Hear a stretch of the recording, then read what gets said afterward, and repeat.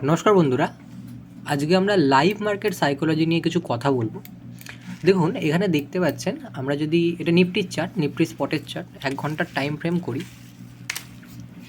তাহলে দেখব নিফটি 1 ঘন্টার টাইম ফ্রেমে যে 1 ঘন্টা একটা ট্রেন্ড লাইন নিচের দিক থেকে আসছিল সেটার ব্রেকডাউন দিয়েছে।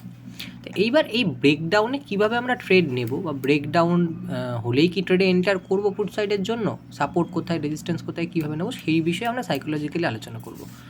আমরা এটাকে 5 মিনিটের টাইম ফ্রেমে নিয়ে যাই।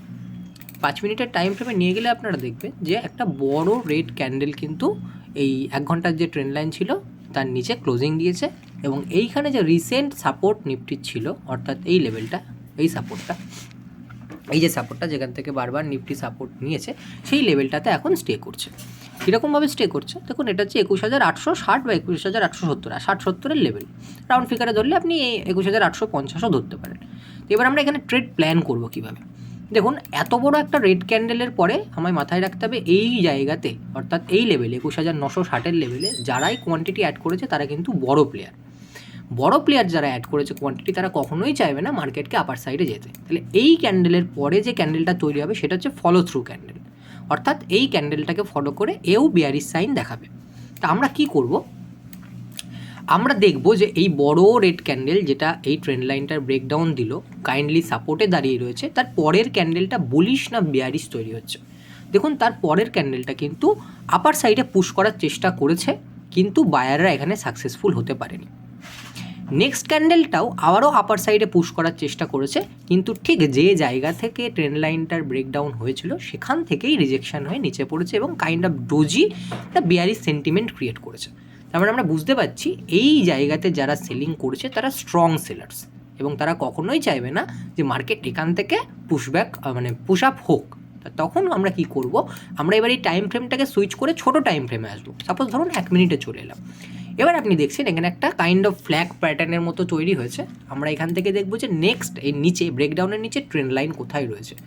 দেখুন, এখানে একটা ট্রেন্ড লাইন রয়েছে, এখানে একটা ট্রেন্ড লাইন রয়েছে। তাহলে আমরা কি প্ল্যান করব, যখন আমরা বড় টাইম ফ্রেমে, সবসময় মাথায় রাখবেন বড় টাইম ফ্রেমেই কিন্তু আমাকে জাজ করতে হবে।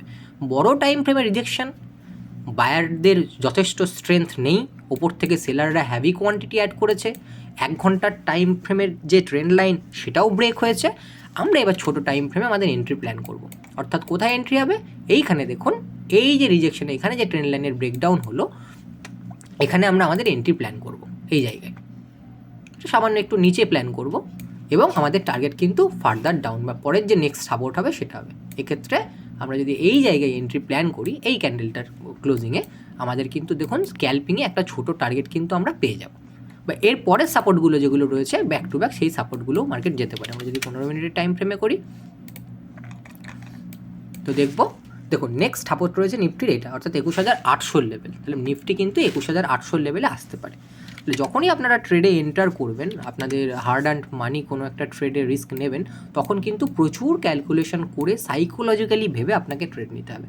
আপনি দেখুন, যারা এই সাপোর্টে দেখে এই তো রিজেকশন নিচ্ছে, ছোটো টাইম ফ্রেমে রিজেকশন দেখে এখানে গ্রিন ক্যান্ডেল দেখে কল বাই করবে, তাদের কিন্তু মার্কেট ইজিলি ট্র্যাপ করবে।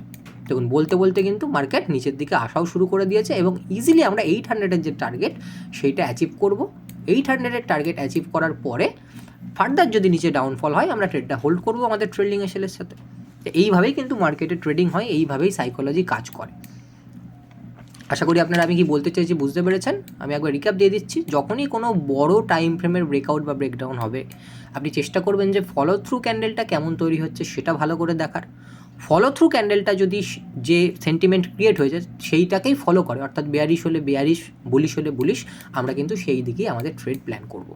তো এখানে দেখুন সুন্দরভাবে এইখানে দুটো বেয়ারিশ ক্যান্ডেল তৈরি হয়েছে, ইন্ডিসিশন ক্যান্ডেল, তারপরে বেয়ারিশনেসটাকে মার্কেট বজায় রেখেছে। আমরা ছোটো টাইম ফ্রেমে গেলাম, ছোটো টাইম ফ্রেমে গিয়ে দেখলাম হ্যাঁ, এখানে যে একটা ফ্ল্যাগ প্যাটার্ন তৈরি হয়েছিল তার ব্রেকডাউন হয়েছে।